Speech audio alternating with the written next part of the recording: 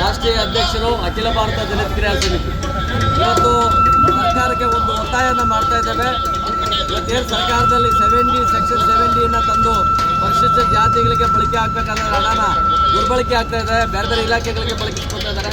ಈ ಬಳಸ್ಕೊಳ್ತಾ ಇರ್ತಕ್ಕಂಥದ್ದು ಪರಿಶಿಷ್ಟ ಕುಟುಂಬಗಳಿಗೆ ತಲುಪೋ ರೀತಿಯಲ್ಲಿ ಆಗಬೇಕು. ಇವತ್ತು ಪರಿಶಿಷ್ಟ ಕುಟುಂಬಗಳಿಗೆ ಹೋಗಬೇಕಾದಂಥ ಹಣನ ಎಲ್ಲೋ ಒಂದು ಕಡೆ ಶ್ರೀಮಂತರ ಪಾಲಾಗಿದೆ.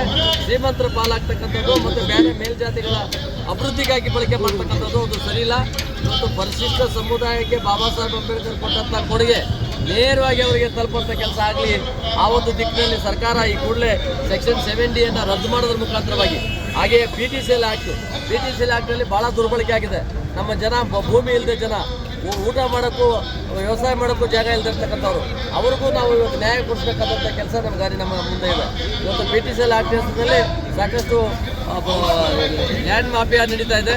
ಅವರೆಲ್ಲ ಹಣನ ಬಳಕೆ ಮಾಡಿ ಬಡವರ ಹಣ ಜಮೀನು ಕಿತ್ಕೊಂಡಿದ್ದಾರೆ.